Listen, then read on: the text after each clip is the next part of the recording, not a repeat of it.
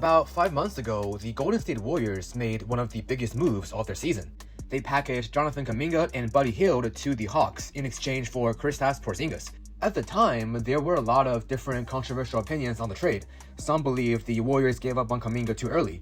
Others thought all Kaminga needed was a better opportunity away from Steve Kerr and Golden State. Well, fast forward to 5 months, which is today, I think it's the perfect time for us to rewind this entire Kaminga situation. Because believe it or not, the annual Kaminga offseason drama is back. Except this time, it's not the Warriors dealing with it. Atlanta declined Kaminga's team option after just a few months. He became a free agent. The Lakers immediately emerged as one of the favorites to acquire Kaminga in a sign-on trade. However, after reports came out saying Kaminga wants a contract around $25 million per year, the Lakers went to a different option.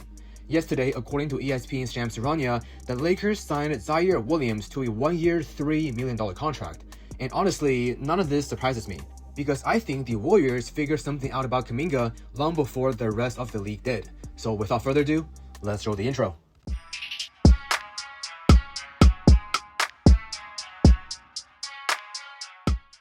Yo, what's up guys, Jason here, back with another video. If it's your first time watching, I cover the Golden State Warriors every single day on YouTube, along with other NBA news, trades, and rumors on YouTube Shorts, Instagram Reels, and TikTok. If you're a basketball fan, don't forget to leave a like and subscribe, because you do not want to miss any of my future upload.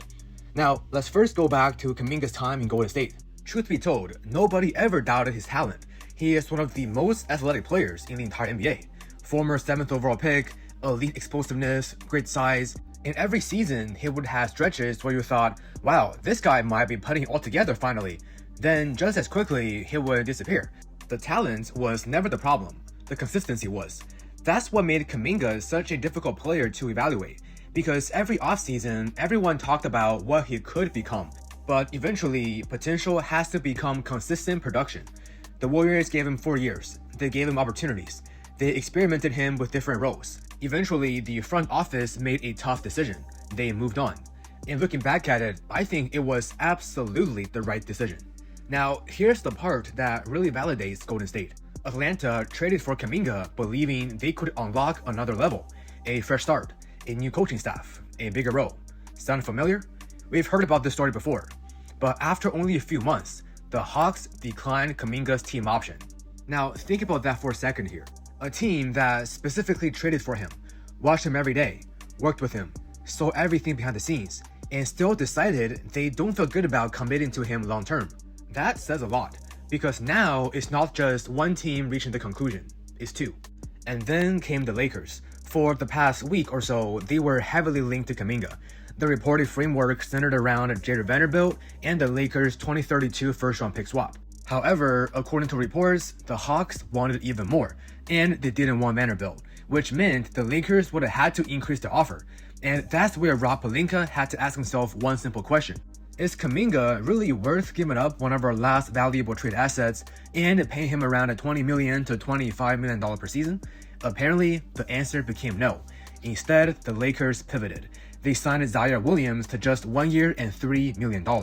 And honestly, I think that's a much smarter gamble. Williams is only 24 years old. He is 6'9", former 10th overall pick, long, athletic, can defend multiple positions, and last season with Brooklyn, he was averaging over 10 points per game while showing flashes of a very good switchable defender. And of course, he is not a perfect player. His career 3-point percentage is just over 32%. And despite that number going all the way up to 34.3% last season, he is still somewhat inconsistent. And he still hasn't lived up to his lottery expectations either. But here is the key difference. The Lakers are not asking him to be a star player. With Luka Doncic and Austin Reeves creating offense, Williams simply has to defend, run the floor, cut to the basket, and knock the open shots. Most importantly, he is making only $3 million, not $20 million, not $25 million. If he develops, fantastic. If he doesn't, the Lakers simply move on next summer. Almost zero long-term risk.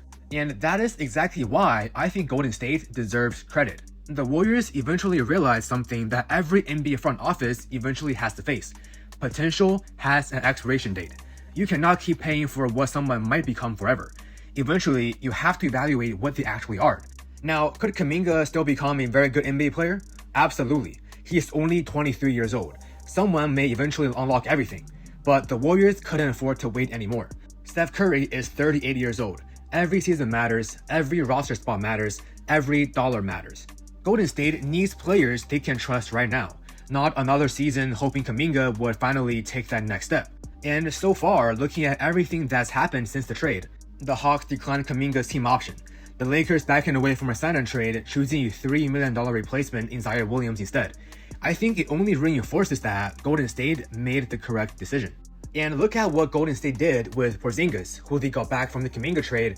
They gave him a 2-year, $40 million deal right at the start of free agency, and Porzingis is a perfect fit for this Warriors system as a spacing big.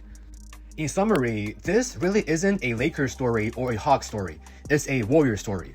For the past few months, people criticized Golden State for moving on from Kaminga, but 5 months later, 3 different organizations have now evaluated the exact same player. The Warriors decided to move on, the Hawks declined his team option, and now the Lakers appear unwilling to give up valuable assets and give him a $20 to $25 million contract. That's not a coincidence.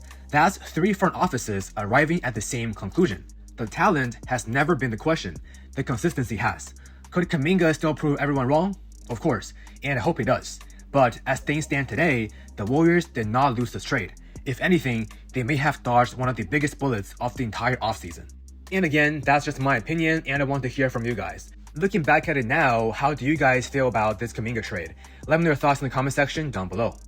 Alright guys, that's all we got for today's video. If you enjoyed this content, don't forget to leave a like, subscribe, and follow me on social media, all linked below in the description box. Once again, thank you so much for watching, and I will see you guys in the next video. Peace.